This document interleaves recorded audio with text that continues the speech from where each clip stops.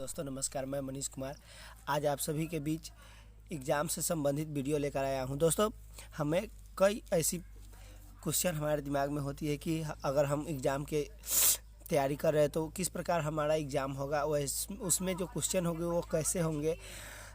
तो आइए आप लोगों के यह क्वेश्चन का हल हम लेकर आए हैं इस वीडियो में।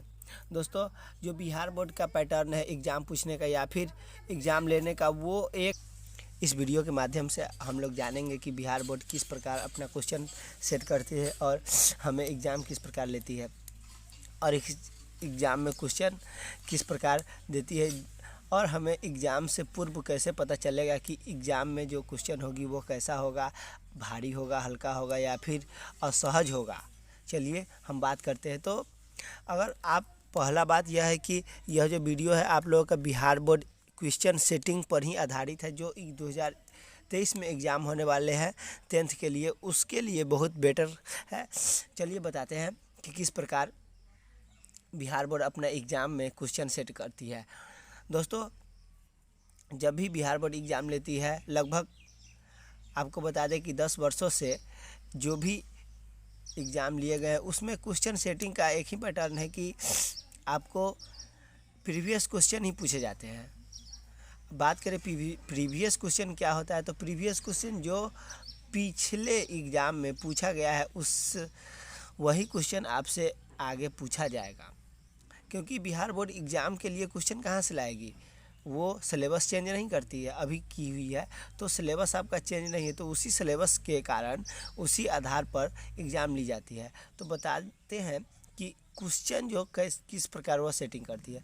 तो जो क्वेश्चन होती है वो आपको बिल्कुल चिंता नहीं लेना है कि कैसी होती है और बिल्कुल भी यह ध्यान में नहीं रखना है कि सर क्वेश्चन कैसे होगा और किस प्रकार। तो यहाँ पर हमने Bihar board examination setting 2023 examination for 10th के लिए कुछ ऑब्जेक्टिव और सब्जेक्टिव की बात करें तो वह किस प्रकार ऑब्जेक्टिव और सब्जेक्टिव के क्वेश्चन को सेट करती है, इस प्रकार हम आपको अभी बताते हैं। चलिए, तो पहला बात यह है कि बिहार बोर्ड जो क्वेश्चन सेट करती है वो आपका जो बीटीसी बुक होती है, सोशल साइंस की क्वेश्चन बात करें फॉर सोशल साइंस, तो सोशल साइंस के ऑब्जेक्टिव की बात करेंगे तो सोशल साइंस में होती यह है कि जो भी आपका बुक है history, geography, pol science, economics, तो उसी से आपको चैप्टर बाय चैप्टर, जैसे हम आपको बता दें कि इस बुक में यहाँ पर ऑब्जेक्टिव चैप्टर के बाद दिया गया है। चैप्टर के बाद आपको यह चैप्टर है यूरोप में राष्ट्रवाद, तो यूरोप में राष्ट्रवाद चैप्टर के बाद आपको यहाँ ऑब्जेक्टिव दी गई है कि इटली एवं जर्मनी वर्तमान में किस महादेश के अंतर्गत आते हैं।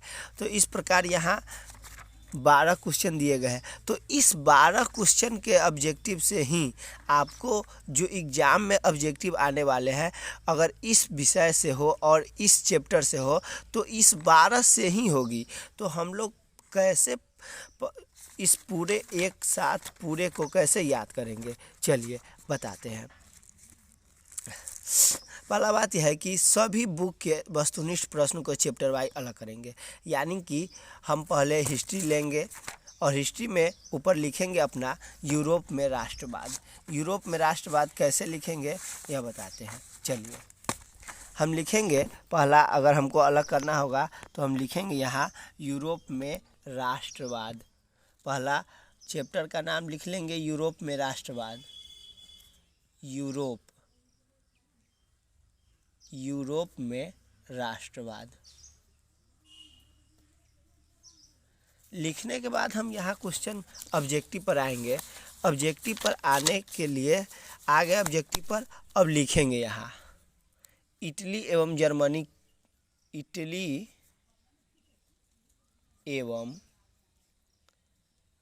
जर्मनी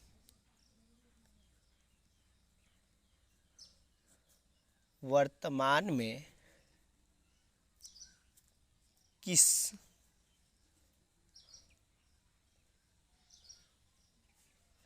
महादेश के अंतर्गत आते हैं। तो हमारा जो आंसर है यूरोप, तो यहाँ पर लिखना है यूरोप।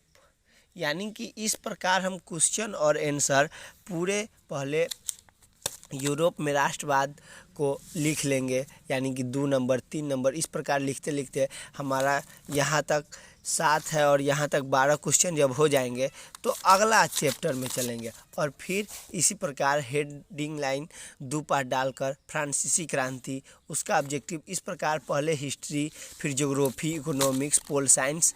आप इस प्रकार अगर ऑब्जेक्टिव को क्लियर कर लेते हैं तो आगे क्या है, सभी बुक के वस्तुनिष्ठ को प्रश्नों को चैप्टर वाइज अलग करना है, फिर चैप्टर वाइज अलग कर उसका आंसर लिख देना है। फिर आंसर लिखने के बाद क्वेश्चन आंसर होने के बाद उसे याद करें। हमारा है क्वेश्चन आंसर होने के बाद उसे याद करना है। अब याद कैसे करना है वो भी आपको बताया गया है। याद करने के लिए उसे प्रत्येक दिन 2 बार पढ़ना है, वह अपने आप याद हो जाएगी। यानी कि आपको जो क्वेश्चन है उसे 2 बार पढ़ना है। ऐसा नहीं है कि आप पूरा लिखें तो पूरा को पढ़ना है। पहले हिस्ट्री 2 बार पढ़ना है, उसके बाद ज्योग्राफी, एक दिन में हिस्ट्री पढ़ना है 2 बार, फिर अगले दिन ज्योग्राफी 2 बार पढ़ना है, अगले दिन इकोनॉमिक्स 2 बार पढ़ना है, फिर अगले दिन पोल साइंस 2 बार पढ़ना है। इस प्रकार अगर आप एक सप्ताह में 2-2 बार सभी को पढ़ लेते हैं तो क्या होगा कि आपको लगभग 1 से 1.5 महीना पढ़ने के बाद आपको पूरा बिल्कुल अच्छी तरह याद हो जाएगी। आगे क्या कहता है, क्वेश्चन आंसर लिखने के बाद सही प्रश्नों का आंसर क्वेश्चन बैंक के वर्ड से मिला। यानी कि आप क्वेश्चन आंसर करने के बाद क्वेश्चन को क्वेश्चन बैंक से मिलाए। यानी कि आपका यह क्वेश्चन बैंक है, हम क्वेश्चन बैंक से मिलाएंगे। ये देखिए आपका यह क्वेश्चन बैंक है, बिहार विद्यालय परीक्षा समिति द्वारा आयोजित बोर्ड परीक्षा में कक्षा 10 के लिए, यानी कि 2023 का यह क्वेश्चन बैंक है। और यह क्वेश्चन बैंक से हम इस प्रकार मिलाएंगे। पहले हम जाएंगे सोशल साइंस में, क्यों हम सोशल साइंस लिए हैं, तो सोशल साइंस है कहाँ, लास्ट में है आपका सोशल साइंस।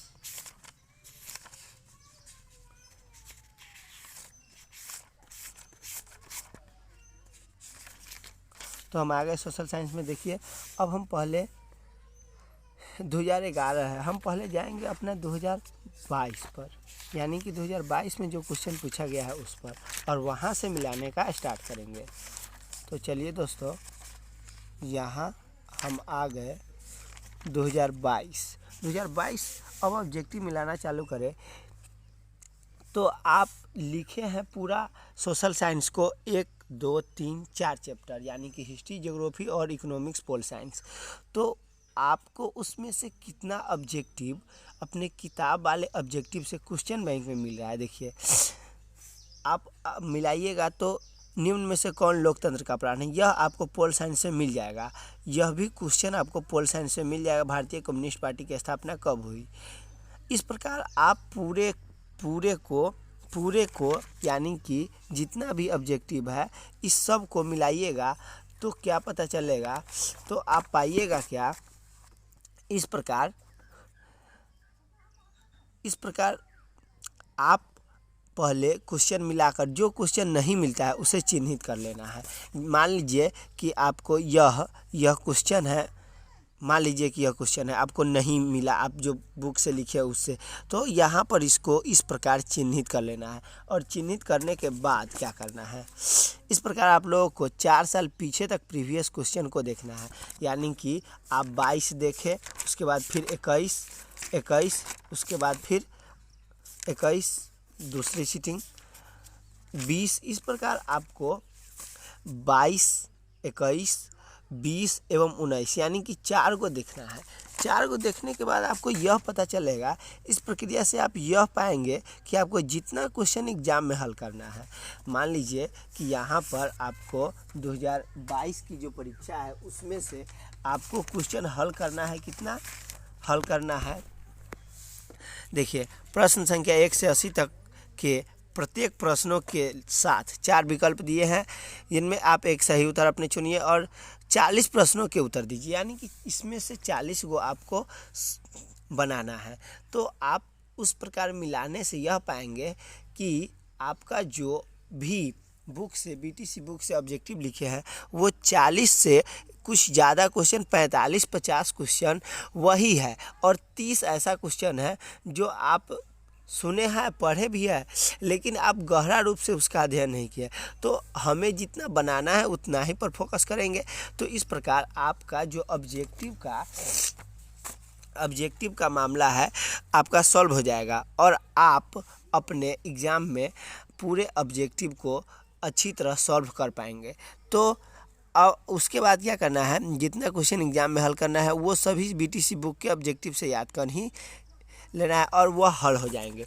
इस प्रकार आप ऑब्जेक्टिव यानी कि सोशल साइंस के ऑब्जेक्टिव के लिए बेफिक्र हो सकते हैं। चलिए दोस्तों, वीडियो पसंद आया हो तो इसे लाइक, शेयर और कमेंट में यह बताएं कि आपको वीडियो कैसा लगा। आपको अगर वीडियो में कुछ खराबी आई हो तो उसके लिए सॉरी, और आप ज़रूर बताएं कि आपको इस वीडियो से फ़ायदा हुआ या नहीं। Thank you, bye bye.